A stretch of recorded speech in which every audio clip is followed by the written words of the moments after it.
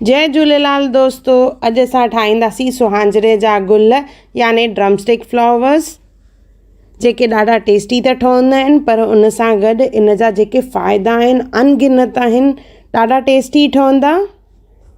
जय झूलेलाल दोस्तों, मां मुस्कान आहूजा और तव्हांजो स्वागत आहे मुंहिंजे चैनल हुनर मुस्कान का सिंधी ते। अचो त रेसिपी शुरू कयूं था पिया।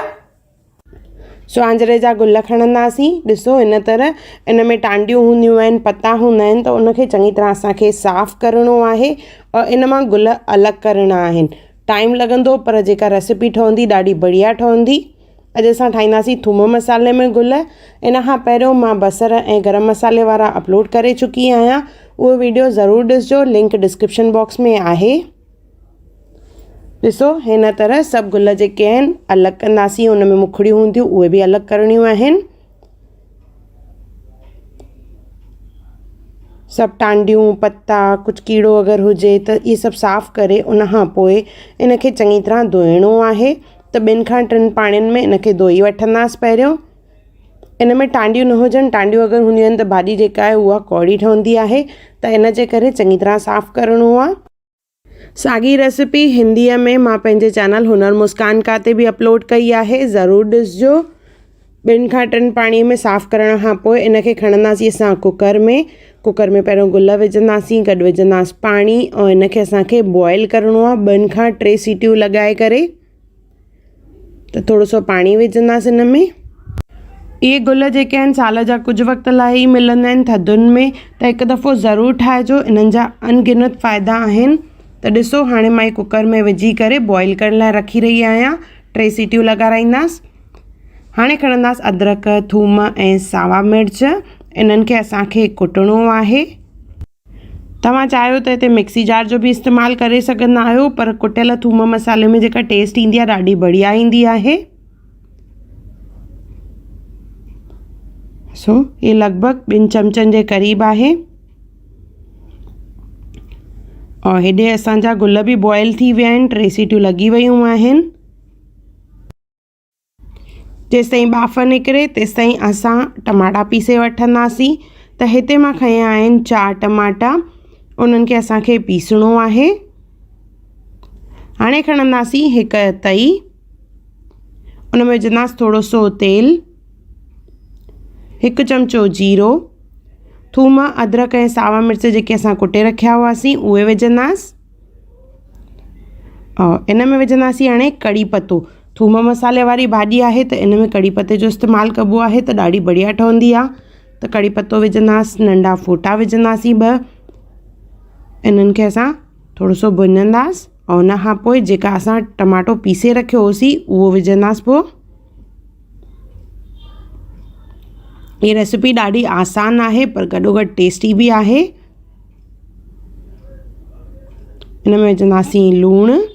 सिंपल मसालनि जो इस्तेमालु करिणो आहे हिन भाॼीअ में। घणनि मसालनि जो इस्तेमालु न थींदो आहे। हैड, ॻाढ़ा मिर्च ऐं धाणा।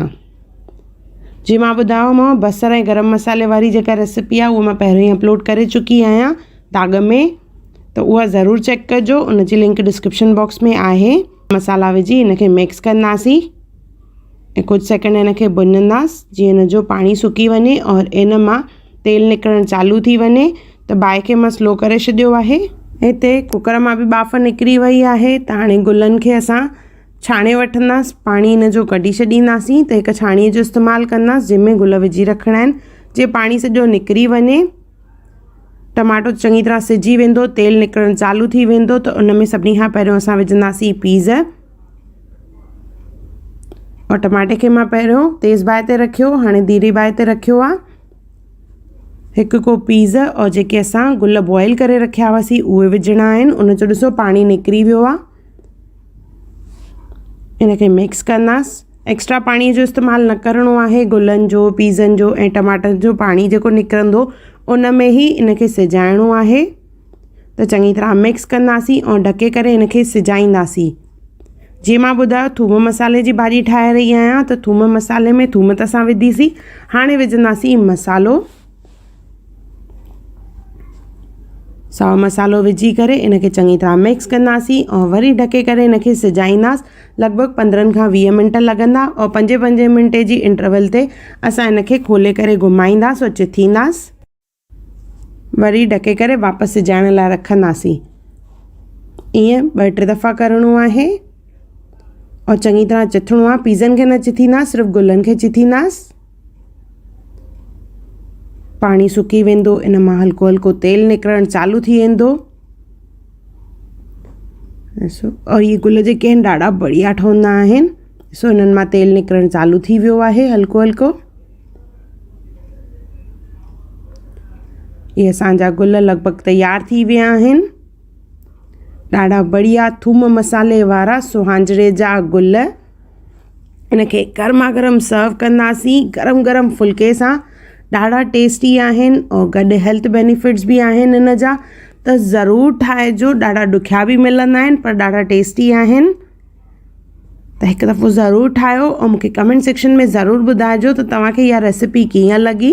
सुहांजरे जे गुलनि जी ॿी रेसिपी जेके आहिनि उनजी लिंक मां डिस्क्रिप्शन बॉक्स में विधी आहे, उहा बि चेक कजो। और साॻी रेसिपी हिंदीअ में मां पंहिंजे चैनल हुनर मुस्कान काते बि विधी आहे, उहा बि ज़रूरु चेक कजो। अगरि तव्हांखे मुंहिंजी वीडियो पसंदि आई हुजे त उनखे लाइक कजो, मुंहिंजे चैनल खे सब्सक्राइब कजो, इंस्टाग्राम और फेसबुक ते ज़रूरु फॉलो कजो और मुंहिंजी नई अचण वारी वीडियोस खे ॾिसण लाइ बेल आइकॉन ज़रूरु क्लिक कजो। और मुंहिंजो वीडियो ॾिसण लाइ धन्यवाद।